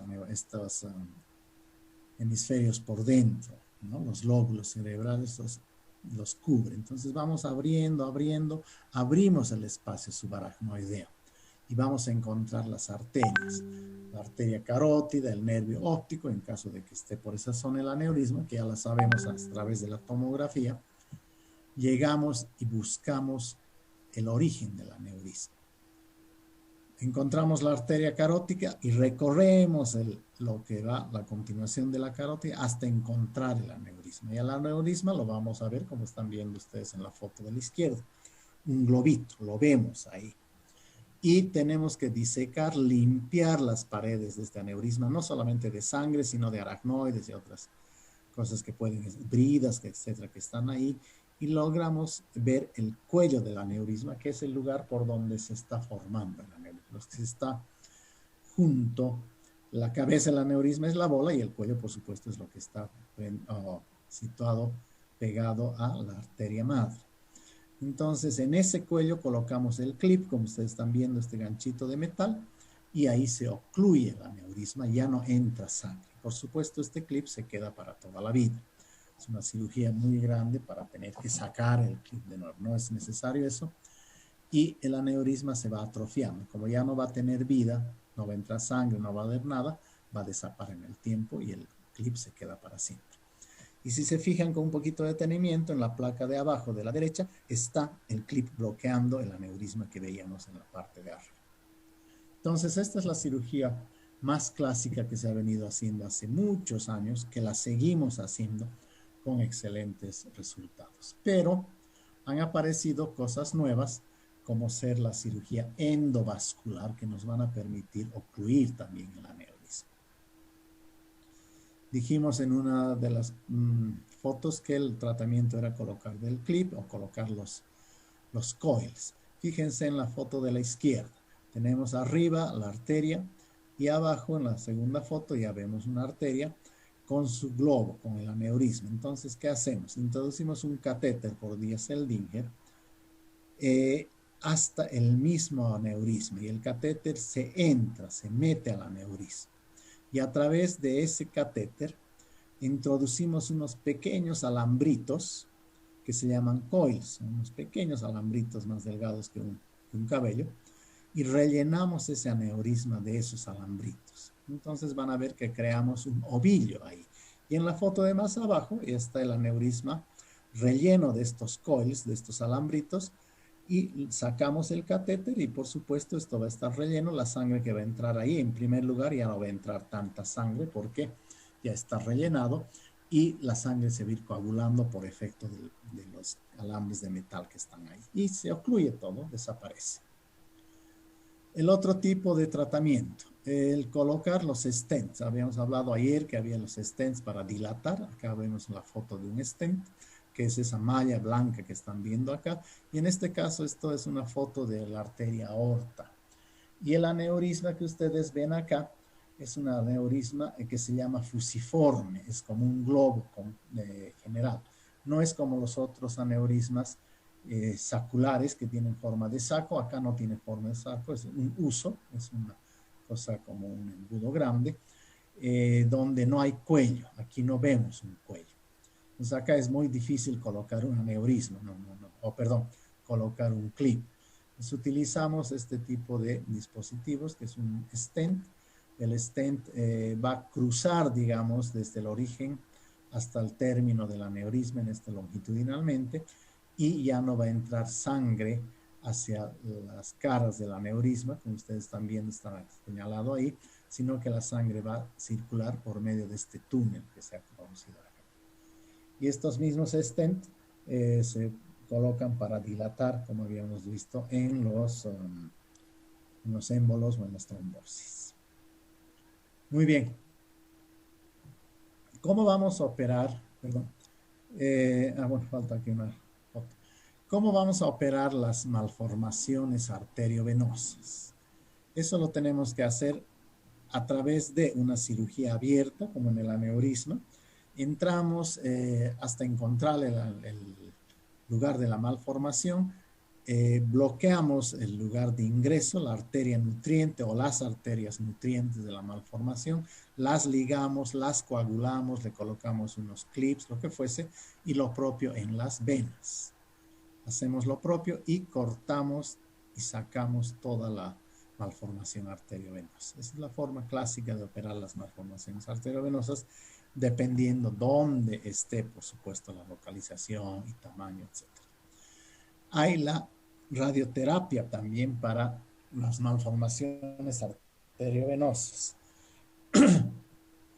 que es una radioterapia bien específica que quema estos vasos, ¿no? Con la unidad de gamma, que quema en forma bien dirigida, quema la malformación arteriovenosa y desaparece. O en su defecto podemos usar los catéteres que hemos usado acá. En vez de introducir, en este caso, los coils, los alambritos, introducimos unas sustancias que son esclerosantes, como si estuviésemos inyectando goma líquida para pegar. Entonces introducimos eso, esa goma se pega, esa cola se pega a las arterias y ya no entra más sangre, por supuesto. Entonces bloqueamos en esa forma. ¿Ya? Muy bien. Ese es el tratamiento que hacemos para estas hemorragias subaracnoideas producidas por por un aneurisma o una hemorragia subaracnoidea originada en una malformación arteriovenosa. ¿Qué es la hemorragia intraparenquimatosa? Presencia de sangre dentro del cerebro. Se da más en los pacientes seniles. ¿Por qué? Porque en los pacientes seniles el cerebro disminuye de tamaño, se atrofia y es más duro. Y las arterias también son más rígidas y más débiles. Y puede haber enfermedades sistémicas que sean proclives a esto. Entonces el cerebro es más duro, las arterias son más débiles y cualquier elevación de la presión puede hacer que se rompan estas arterias. Esto ocurre más en los pacientes seniles, por eso ahí está lo que habíamos mencionado, el factor de edad. Edad media para los aneurismas, cuando la gente está más activa. El paciente senil, 70 años, 80 años, ya no tiene tanta actividad. Sus arterias, como todo el organismo, están ya más esclerosadas y están más débiles, entonces una pequeña elevación de la presión arterial hace que se rompan y se produce una hemorragia intraparenquimatosa, dentro del parénquima. ¿Cómo va a debutar? Lo mismo que hemos mencionado anterior, cefalea súbita aguda, vuelvo a recalcar. Aparece una cefalea muy fuerte en forma súbita, inmediatamente el diagnóstico es que sangró el cerebro. Podía ser la hemorragia intraparenquimatosa o podía ser la subaracnoidea, dependiendo de la edad. ¿Qué me va a producir? Alteración de la conciencia, daño cerebral. Esa sangre lo mata al cerebro. Náuseas, vómitos, convulsiones, déficit neurológico y llegar hasta la muerte. ¿Ya? Entonces, esta es menos frecuente, dijimos que la subaracnoidea se da más que todo en la gente de tercera o cuarta edad. Bien, ¿cómo vamos a hacer el diagnóstico? Lo mismo, anamnesis, todos los estudios que se han utilizado, signos vitales, examen de sangre, placa de tórax, electrocardiograma, mucho más en las personas seniles, por supuesto. Y vemos acá qué cosa, una tomografía en el lado izquierdo normal. Y en el lado derecho vemos la hemorragia intraparenquimatosa, dentro del parénquima. ¿Dónde se localizan mayormente estas hemorragias intraparenquimatosas? A nivel de los ganglios basales. ¿Cuáles son los ganglios basales? El tálamo, el cuerpo estriado, el putamen, ¿ya? Entonces esos son los ganglios basales que son muy importantes porque es por ahí por donde transitan las vías de conducción y que una lesión acá es que nos produzca una hemiplegia, ¿ya? Si ustedes se fijan en la foto de la izquierda, perdón, en la cuadrícula superior izquierda vemos los globos oculares, fácilmente de reconocer. Vemos la nariz en medio y por detrás de esto vemos un círculo, un redondo. Eso es lo que corresponde al bulbo, al tallo encefálico. La foto de la derecha reconocemos lo mismo. En la foto de la izquierda hacia abajo ya no hay el bulbo, ya no hay la protuberancia porque estamos más arriba, pero se van a fijar una línea media justo en el centro, muy delgada. Ese es el tercer ventrículo. Y el tercer ventrículo se va a continuar hacia arriba. Fíjense en la foto de la derecha, del lado izquierdo, por supuesto, van a ver una X, una H, que es una X negra. Esos son los ventrículos laterales, que se van a continuar hacia abajo con el tercer ventrículo, que es lo que estamos viendo en la foto de la izquierda, una lámina muy delgada. Y alrededor de este tercer ventrículo, por supuesto en ambos lados, están los ganglios basales, que dijimos que era el tálamo, el putamen, etc. Y en la otra foto vemos cómo hay la presencia de una hemorragia intraparenquimatosa. ¿Qué es la hemorragia intraventricular? Sangre dentro de los ventrículos. ¿Cómo se va a manifestar? Cefalea súbita aguda, lo mismo que los otros dos casos. Pero en esta situación es mayormente en bebés y en niños, que va a dar déficit neurológico, coma, muerte, etc. ¿Por qué en bebés y en niños? Porque recién se están formando los bebés, están creciendo las estructuras, entonces son un poco más débiles, son un poco más lábiles, entonces son más proclives a que pueda haber un sangrado. Puede haber otras patologías, la presencia de una infección, la presencia de un tumor en la cercanía que produzcan estas cosas. ¿Ya? Acá está la cefalea súbita, pero acá es un poco más difícil de poder determinar esto de la cefalea súbita. Son bebés o son niños muy pequeños que difícilmente nos vamos a dar cuenta de que ha llorado porque ha sangrado el cerebro. No nos dicen me duele la cabeza, no pueden expresar.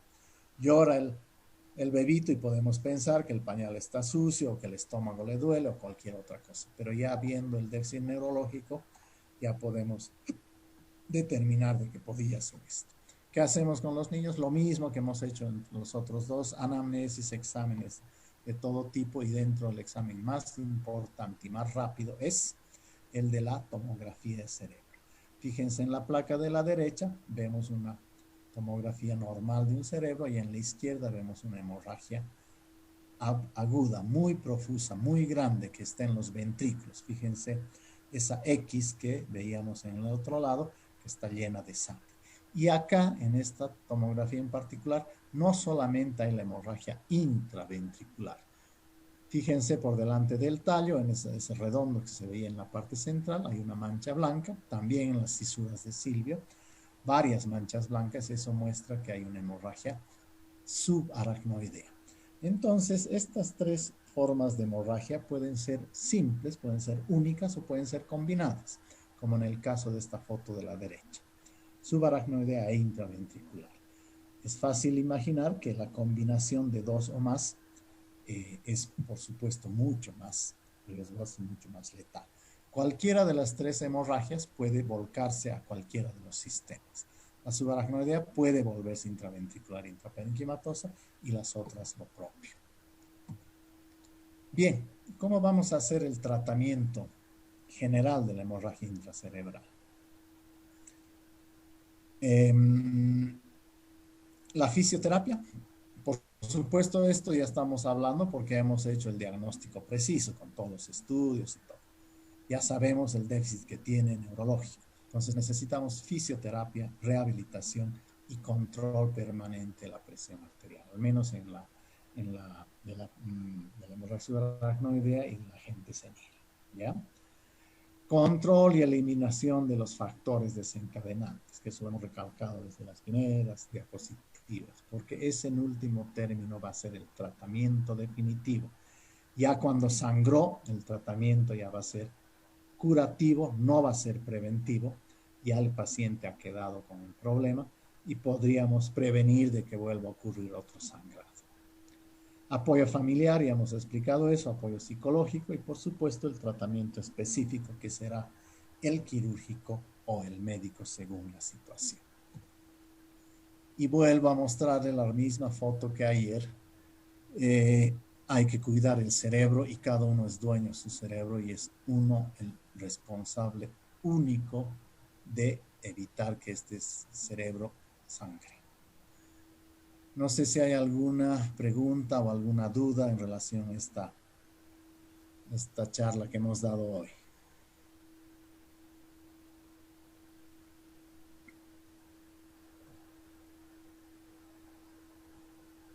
Doctor, sí, una pregunta.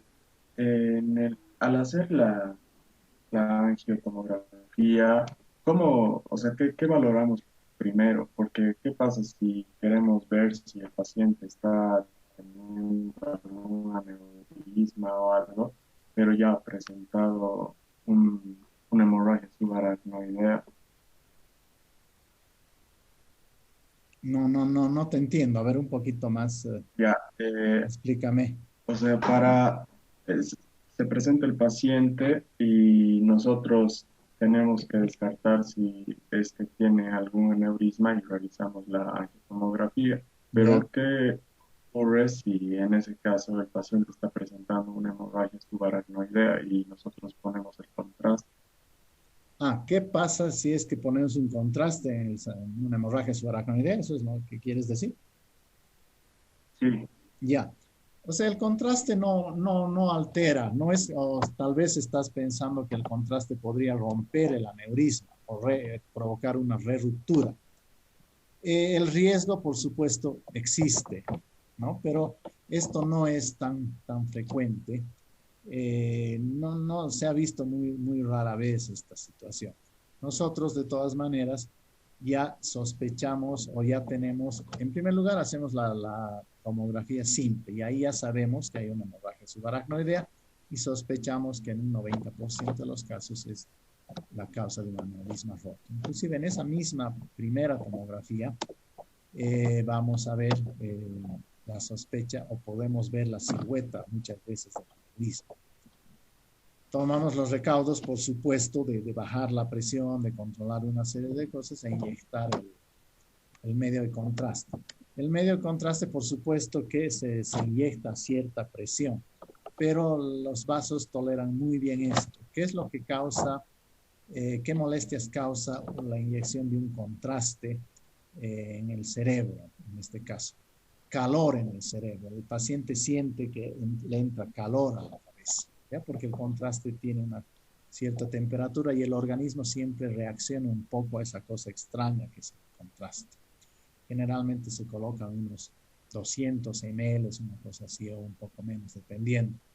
Pero no causa mayor problema y es más necesario, por supuesto, sopesar. Necesitamos hacer la angiotomografía para saber dónde está el aneurisma, porque si no, no vamos a poder tratar a este paciente. Entonces, más importante hacer la arteriografía para ubicar el aneurisma y tener el diagnóstico definitivo, que pensar en que podría tener mayor problema por el medio de contraste. Que les digo, no se ve eso o se ve muy raramente. A no ser que reaccione el paciente, que no sería nada raro, en forma anafiláctica, que haya una reacción alérgica al contraste, entonces por supuesto ahí la figura sería mucho más desastrosa. No sé si eso está contestando a tu pregunta. Gracias. Doctor, una pregunta más. Cuando se coloca ese alambre en el interior del aneurisma para evitar que le entre la sangre, sí. ¿no habrá mayor riesgo en esa, más adelante, un trombo o placas en la pared? A ver, bien que has preguntado eso.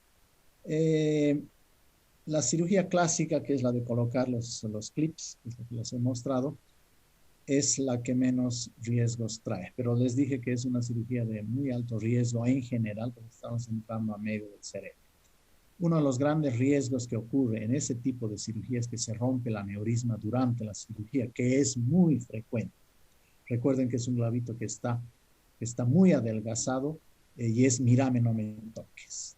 Un mal movimiento, alguna cosita, se revienta eso por la misma manipulación y entonces se vuelve a sangrar y la figura es mucho más calamitosa ahí dentro de la cirugía. Tenemos que bloquear alguna arteria madre y bueno, la cosa se torna un poco más complicada. Pero no, eso es salvable. En el caso de los coils, que son los alambritos que se colocan, para empezar, tienes este tipo de cirugía endovascular, tiene sus pros y sus contras. Efectivamente, es mucho menos dañina que la cirugía clásica de abrir el cerebro a cielo abierto. Porque acá cortamos el cráneo, la piel, el cerebro, toda una serie de cosas. En cambio, en la endovascular no es nada más que un pinchazo en una de las arterias y llegamos hasta el mismo aneurisma con el catéter. Hay bastante riesgo. Otro de los problemas negativos de esta cirugía endovascular es el costo. Un aneurisma, un clip de aneurisma, lo que les he mostrado, tiene un costo de unos $300, $400. A veces se usa 2 clips, digamos, ¿no? Pero es relativamente bajo el costo en relación al otro. La otra cirugía endovascular son cirugías de $30,000, $40,000. Los coils, esos alambritos con los cuales se rellena el aneurisma, cada alambrito cuesta unos $1,000. Entonces, se puede usar 10, 20 alambritos para tener que rellenar el aneurisma por dentro. Entonces, esa es una complicación, el factor económico. No complicación, sino es una cosa para tomar en cuenta el factor económico, que no todos van a poder realizárselo. Otro problema, sí es un problema acá, es la gran irradiación que ocurre, porque al hacer la endovascular estamos irradiando al paciente y al médico y a todos los que están alrededor, porque se hace con pantalla de radioscopía y se ve en forma directa, pero la irradiación es bastante grande. Y después, ¿qué es lo que puede ocurrir? ¿Qué es lo que a vos te ha preocupado? Y efectivamente ocurre. Hay alguna complicación ahí que va a ser cuál. Efectivamente, uno de los alambritos se puede desprender, se puede salir y forma un hemo. Ocurre eso, ¿no? O si no, lo que se está viendo también es que hemos rellenado el aneurisma con los alambritos, pero la presión de la sangre, ¿qué puede causar? Que empuje esos aneurismas, o perdón, esos alambritos, este ovillo de alambritos, hacia el fondo del aneurisma. Entonces va a ir empujando, porque recuerde que están entrando 100 veces por minuto la sangre con esa presión. Entonces puede hacer que desplace esto hasta el fondo, y nos crea un espacio libre entre los alambritos que están en el ovillo retraído hacia atrás o hacia el fondo y la pared del origen de la manera. Entonces forma otro nuevo cuello, que eso puede sí reventar, puede romperse. Entonces esa es otra de las complicaciones que puede haber, y a veces cuando hay este tipo de complicaciones no se puede relocalizar, o si se rompe también se puede romper el aneurisma durante la colocación de los ganchitos, ¿no? de los alambritos. Entonces, por supuesto que eso sería mucho más desastroso, y en esas circunstancias uno tiene que entrar a operar en la forma clásica que hemos visto. Estas operaciones por endovascular pueden requerir una segunda cirugía.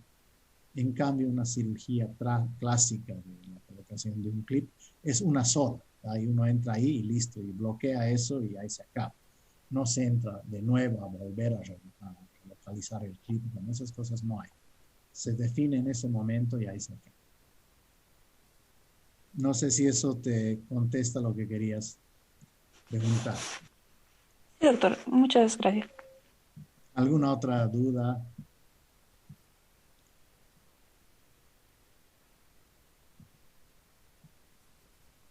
Bueno, muy bien. Entonces, hemos terminado esta semana con esta parte que es muy importante. Les vuelvo a recalcar, es la primera patología que afecta al mundo y a Bolivia, entonces es necesario conocerla.